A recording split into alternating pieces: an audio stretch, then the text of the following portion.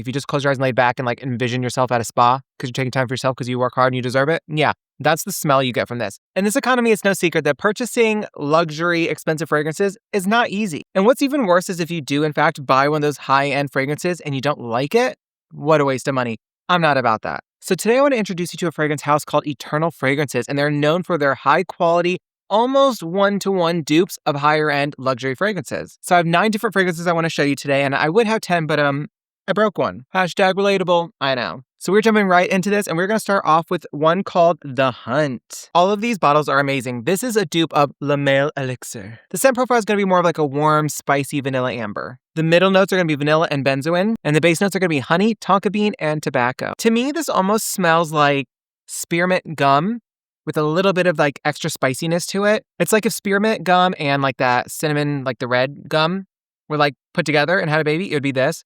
Like not as strong. Definitely the tobacco surprises me because to me, when I've had a strong tobacco note in fragrances, it's too strong and it's overwhelming and it just smells like you're walking around smoking tobacco. And I don't want to smell like that. The tobacco in this really just creates a little layer of like that spiciness, a little bit of like a roughness to it, but in a good way. It's actually surprisingly balanced. This is really giving like a warm skin and spice kind of energy. Next up, we have Sigma. This is inspired by Le Beau. This is going to be your fresh, tropical, and woody kind of fragrance. The top notes are going to be bergamot and pineapple. The mid notes are going to be coconut. And the base notes are going to be tonka bean and sandalwood. This is really nice.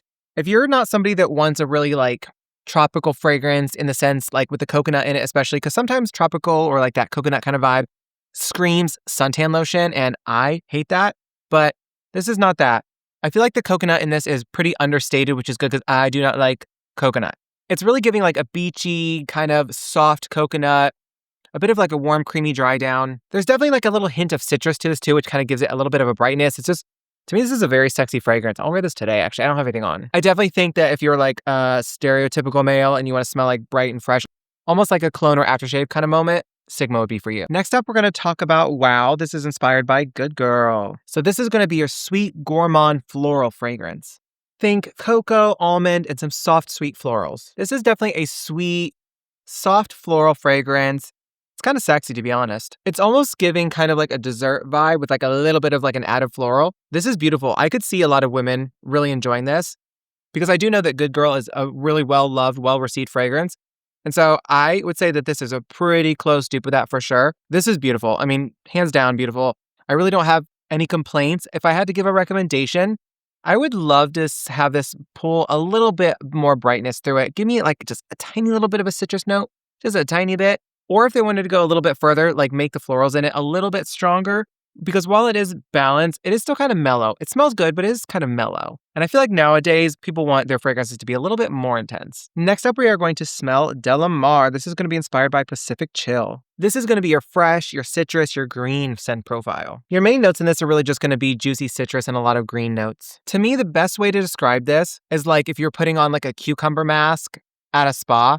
Like this is what that would feel like if you just close your eyes and lay back and like envision yourself at a spa because you're taking time for yourself because you work hard and you deserve it. Yeah, that's the smell you get from this. And I do like the name Delamar because that makes me think of like a spa or like a really fun little beach with a bunch of hot people on it. Like this is what that smells like. It's giving ultra clean. It's giving beachy. It's giving vacation. It's giving luxury spa. Let me just do one more spray just to make sure. Yeah, pretty dang good. And next up, this is called Chic. This bottle is so beautiful. This is inspired by Love, Don't Be Shy. I love the designs on these bottles. I think they're super fun. Now the scent profile for this is going to be your sweet floral gourmand. Do you love that when I spray fragrance, I always waft the stick just to make sure as much of the fragrance hits the stick as possible?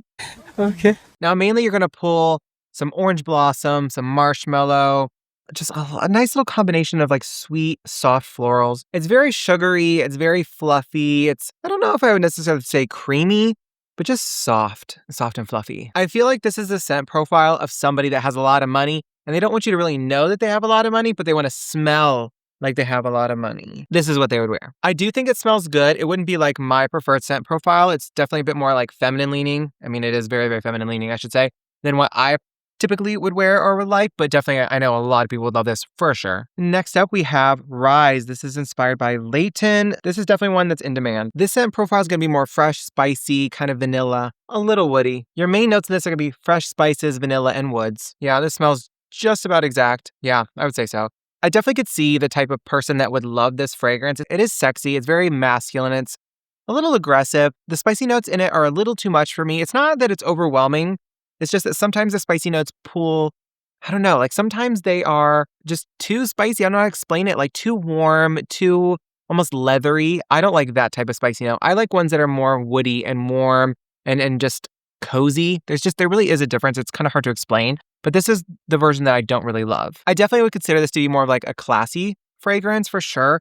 Is it one that I would wear all the time? No. If I was going to wear this, I would have to cut it with something else to kind of tone down a little bit of that spiciness. Just because the way it pulls through is a little bit weird. Because I know in the past when I've worn this to test out its longevity, like as it dries down, that spicy note kind of comes through a little bit more. And again, if I didn't love it at first spray, I definitely don't want that spicy note to be stronger throughout the day and towards the end of the night. Next up, we have Him. This is going to be inspired by the iconic YSL Myself Eau de Parfum. This is going to be fresh, citrus, woody, and aromatic. Your top notes are going to be Calabrian bergamot. Your middle notes are orange blossom. And your base notes are going to be ambergris and patchouli. And before you say it, I know a lot of people, it's really hit or miss with patchouli. I feel like I see more people than not say that they just do not want anything with patchouli in it. It's a little bit too much for them, but we'll see.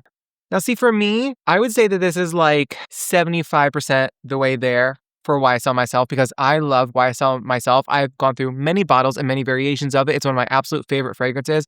I have some back on my shelf, like up here somewhere. It's right there in the middle. It's just kind of blurred, but I've had a bunch of them.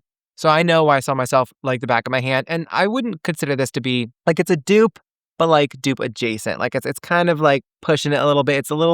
It's not 100% there. It's on its way. I could see where they were going with it. This really is like a super clean, modern fragrance. It's almost like a skin scent, if you will. I definitely think it could be a bit more intense, especially when it comes to like longevity of it. I can't imagine it's going to be too long lasting because if it's really not that strong in the beginning, it's only going to get weaker throughout the day. You know what I mean?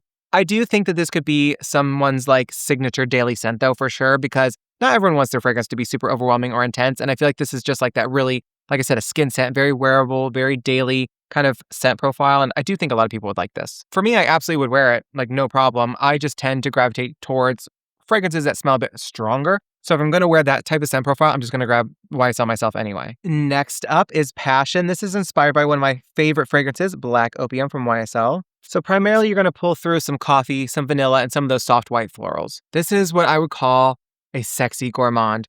It is absolutely beautiful. I want to put this on too.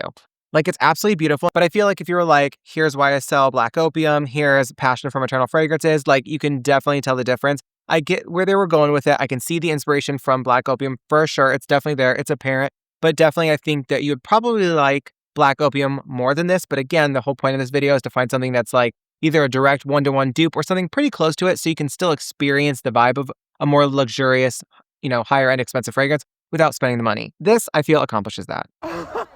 You're coming home with me. And last but not least, this is going to be Cherry Bomb. This is inspired by my second favorite fragrance, Lost Cherry from Tom Ford. Now, this is what I would call like a syrupy cherry fragrance. Like a lot of times there's just like that bright burst of cherry. It's very straightforward. There's some that are more dark, have a little bit more dimension to them, a little contrast. This is definitely what I would call like syrupy. And that's not a bad thing, but it has a little bit of a boozy twist to it. It is beautiful. That almond definitely pulls through for sure. It just gives it a little bit of a rich nuttiness to it. It balances with that cherry very, very well because the cherry is syrupy, so it's sweet. Like I was saying, I've said syrupy about 83 times in the last 36 seconds, but the syrupiness, did it again, adds a little bit of like an extra sweetness to it, almost like a sour cherry, if you will. But I feel like the almond kind of balances it out and levels it out because it's rather nutty. It adds a little bit of creaminess to it. Now, I love Tom Ford's Lost Cherry, and I have a lot of dupes like Sinful from Okja, for example. And I would say this one smells quite different from Sinful from Okja. And I would say it's pretty dang close to Tom Ford's Lost Cherry. Pretty dang close. I would think that if you bought this over Lost Cherry, you would be completely fine. At the end of the day, there's going to be people that are like, absolutely no, we're not buying dupes, not doing it, blah, blah, just get the real thing. And that's fine. But I love to create content and talk about products and fragrances that come from a point of accessibility because everyone deserves to smell good. Everyone's allowed to experience some of these higher end products or share that experience. And I feel like if you're able to find something that's pretty dang close, if not exact, at a huge fraction of the cost, why would you not do it? At the end of the day, how you choose to spend your money or what you choose to spend your money on is your business and no one else's, and it doesn't matter. Don't let some fragrance snobs who act like you only can wear the original fragrances, the original DNA, make you feel any certain way. At the end of the day, you do you and wear what you want. But with all that being said, thank you so much for watching today's video. If you enjoyed it, please make sure you give it a big thumbs up down below. Don't forget to click that big red subscribe button so you can join my YouTube family. Please make sure you turn on my post notifications so you don't miss my next upload, and I'll see you all in the next one.